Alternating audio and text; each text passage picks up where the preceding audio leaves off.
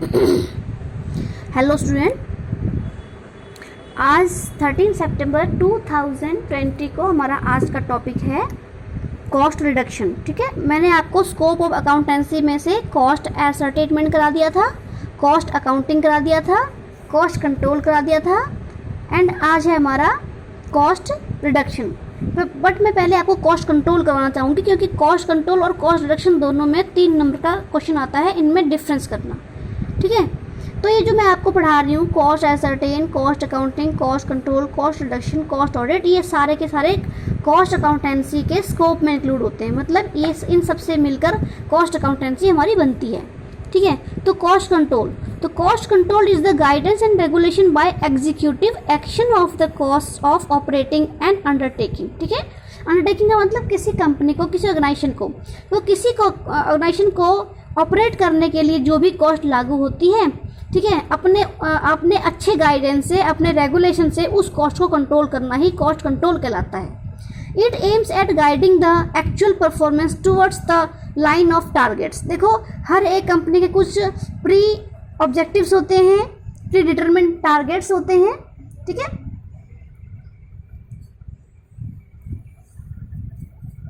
तो उन टारगेट्स की तरफ अगर हमारे जो जितने भी वर्कर्स हैं, ठीक है, जितने भी सोर्सेस ऑफ प्रोडक्शन हैं, वो सारे सोर्सेस अगर उनकी जो एक्चुअल परफॉर्मेंस है अगर वो टारगेट्स की तरफ नहीं चलेगी तो क्या होगा, हमारी कॉस्ट जो है अनकंट्रोल हो जाएगी। तो कॉस्ट कंट्रोल का मेन एम क्या है कि एक्चुअल परफॉर्मेंस यानी वर्कर की एक्चुअल परफॉर्मेंस को गाइड करना। भाई ऐसे काम करो, ऐसे करो, ऐसे करो, जिससे कि जो टारगेट्स है हमारे वो अचीव हो सके।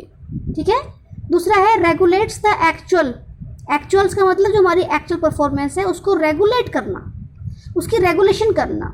इफ़ दे डेविएट और वेराई का मतलब अगर वो कहीं से चेंज हो रहे हैं, मतलब कॉस्ट हमारी अनकंट्रोल हो रही है। ठीक है, अगर वो अपने टारगेट से भटक रहे हैं तो उनको रेगुलेट करना।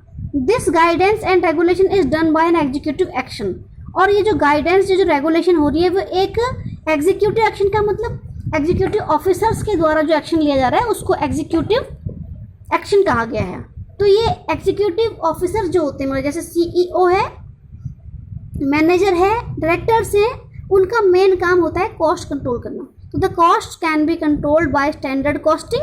तो जो मैनेजर लोग होते हैं वो अपने कॉस्ट को कंट्रोल करने के लिए ये डिफरेंट टेक्निक्स का यूज़ करते हैं। उनमें से एक है standard costing, budgetary control, proper presentation, reporting of cost data and cost audit. ठीक है, ये सारे आपके कॉस्ट ऑडिट तो इसी बार है, बाकी बजटरी कंट्रोल, स्टैंडर्ड कॉस्टिंग ये सारे आपके 6 सेम में होंगे। ठीक है, उसके बाद है हमारा कॉस्ट रिडक्शन। देखो, कॉस्ट को कंट्रोल करना और कॉस्ट को रिड्यूस करना दो अलग अलग चीज़ें हैं। ठीक है, कॉस्ट कंट्रोल में अननेसेसरी रिड्यूसिंग नहीं होती है। ठीक है, कॉस्ट रिडक्शन देखो, it is a plan positive approach to reduce expenditure. Cost reduction का मतलब क्या होता है कि भी अपना जो खर्चा है उसको रिड्यूस कर लो। It is a corrective function by continuous process of analysis of cost function etcetera for further economy in application of factor of production. तो क्या कहता है, जो कॉस्ट रिडक्शन है वो एक क्या है, करेक्टिव फंक्शन है। भाई कहीं पे अगर आपकी कॉस्ट जो है बहुत ज़्यादा बढ़ रही है तो उसको आप लगातार कम करो।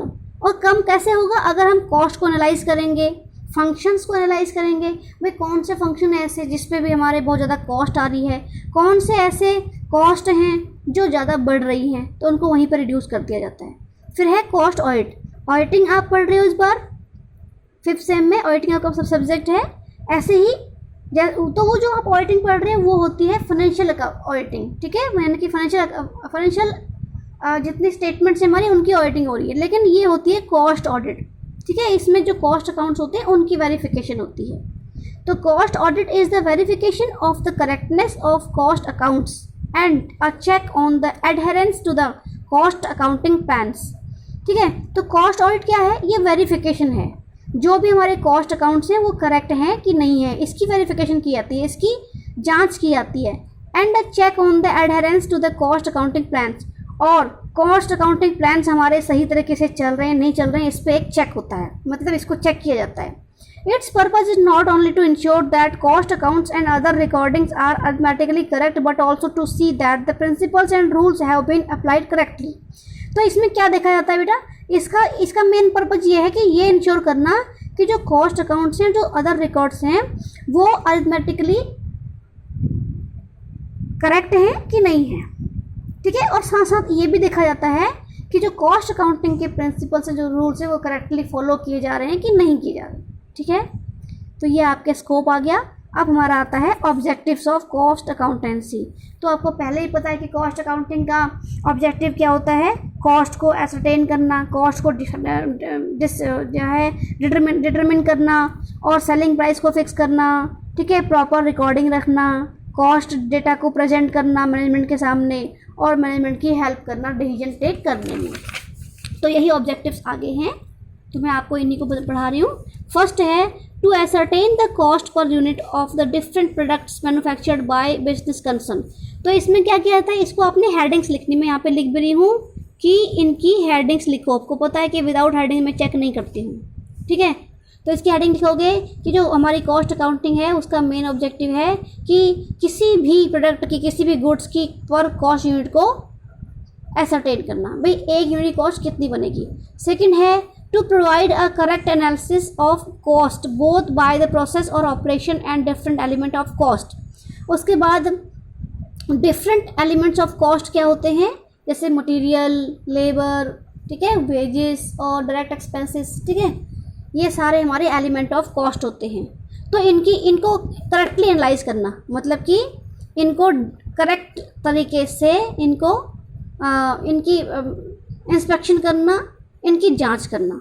फिर है to disclose sources of wastage whether of material, time और एक्सपेंसेस और in the use of machinery, equipment and tools and to prepare such reports which may be necessary to control such wastage, ठीक है। उसके बाद क्या है कि जो डिफरेंट सोर्सेज ऑफ वेस्टेज हैं, चाहे मटेरियल का वेस्टेज हो रहा है, चाहे टाइम का वेस्टेज हो रहा है, चाहे एक्सपेंसेस का वेस्टेज हो रहा है, चाहे मशीनरी का एक्स्ट्रा यूज़ कर रहे हैं अननेसेसरी, इक्विपमेंट्स का, टूल्स का, ठीक है। तो इनको डिस्क्लोज करना कि कहाँ पे ये वेस्टेज हो रही है, उसके बाद इनकी रिपोर्टिंग करना और उसको रोकने के लिए कंट्रोल करना, ठीक है। फिर है to provide requisite data and serve as a guide for fixing prices of product manufactured and और सर्विसेज रेंटर्ड। उसके बाद क्या है, क्या कहता है वो, जितने भी रिक्विजिट डेटा हैं, रिक्विजिट का मतलब जो भी डेटा उनको चाहिए, ठीक है, वो प्रोवाइड करवाता है कॉस्ट अकाउंटिंग और ये गाइड करता है कि जो प्रोडक्ट और सर्विसेज हैं उनकी प्राइसेस को कैसे फिक्स किया जाए, ठीक है। फिर है to ascertain the profitability of each of the product and advise management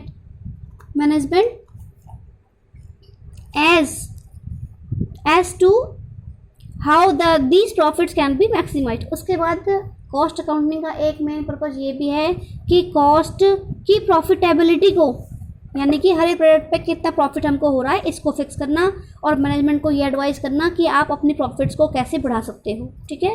to exercise effective control of stock of raw material, work in progress and consumable stores and finish goods in order to minimise the capital lock of the stock, ठीक है।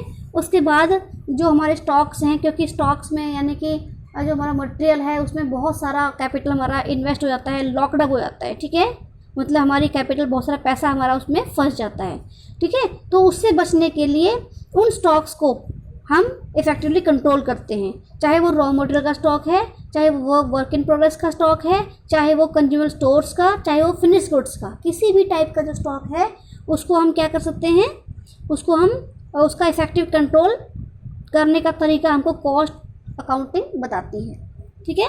फिर है to reveal sources of economy by installing and implementing a system of cost control for material, labour and overheads. उसके बाद जो different types के sources हैं, कौन से सोर्सेज, जो कि बचत करने काम आते हैं, मतलब बचत करने के, सेविंग्स के, इकोनॉमी का मतलब बचत करने के डिफरेंट टेक्निक है, चाहे वो मटेरियल को कंट्रोल करने के लिए है, चाहे लेबर, चाहे ओवरहेड्स, इनका पता लगाना, ये भी कॉस्ट अकाउंटिंग करती है, ठीक है। फिर है to advise management on future expansion policies and proposed capital projects. उसके बाद ये जो हमारी कॉस्ट अकाउंटिंग है उसका एक मेन ऑब्जेक्टिव ये भी है कि वो मैनेजमेंट को एडवाइस करे कि जो फ्यूचर एक्सपेंशन पॉलिसीज़ हैं उसकी, मतलब कि फ्यूचर में अगर इन्होंने अपना बिजनेस एक्सपेंड करना है तो उसकी पॉलिसीज़ के बारे में उसको बताएगा। एंड जो कैपिटल प्रोजेक्ट्स हैं, ठीक है, जिन पे पैसा लगना है, जिन पे कैपिटल लगनी है, उन प्रोजेक्ट्स के बारे में भी उसको एडवाइस करना, ठीक है। फिर है to present and interpret data for management planning evaluation of performance and control. उसके बाद मैनेजमेंट को प्लान करने के लिए मैनेजमेंट का काम क्या होता है कि भाई जो उनके वर्कर्स हैं उसकी इवैल्यूएशन को उसकी परफॉर्मेंस को इवैल्यूएट करे, कंट्रोल करे, ठीक है। इसके लिए वो डेटा प्रोवाइड करवाती है मैनेजमेंट को। फिर है to help the preparation of budgets and implementation of budgetary control. उसके बाद सबसे इंपॉर्टेंट क्या है कि अपने एक्सपेंसेस का, अपने रिसिप्ट का आइडिया लगाने के लिए बजट्स तैयार करना, बजटरी कंट्रोल को इम्प्लीमेंट करना, ठीक है। ये सारे काम भी कॉस्ट अकाउंटिंग करती है। फिर है to organize an effective information system so that different levels of management may get the required information at the right time in right form for carrying out their individual responsibilities in an efficient manner, ठीक है। उसका कहता है कि भाई जो हमारी cost accounting है वो एक इफेक्टिव इंफॉर्मेशन सिस्टम प्रोवाइड करती है, ठीक है, कंपनी को।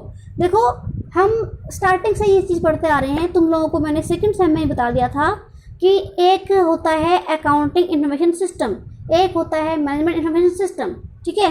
तो ये सारे सिस्टम क्या है, ये मैनेजमेंट को क्या प्रोवाइड कर रहे हैं, इंफॉर्मेशन। तो उसी की बात यहाँ पे भी हो रही है कि एक इफेक्टिव इंफॉर्मेशन सिस्टम को प्रोवाइड करना कौन करता है, कॉस्ट अकाउंटिंग करता है, ठीक है। जिससे डिफरेंट लेवल के मैनेजर जो हैं वो रिक्वायर्ड इंफॉर्मेशन प्राप्त कर सकें, जिससे कि राइट टाइम पे राइट काम, राइट डिसीजन हम ले सकें, ठीक है बेटा। तो यहाँ से आगे मैं आपको कल कराऊंगी, ठीक है। आज आप इसने नोट्स बनाना बेटा, इसके नोट्स बनाने बहुत ज़रूरी हैं। क्योंकि ऑब्जेक्टिव्स भी इसके कभी कभी आ जाते हैं, ठीक है। Okay bye.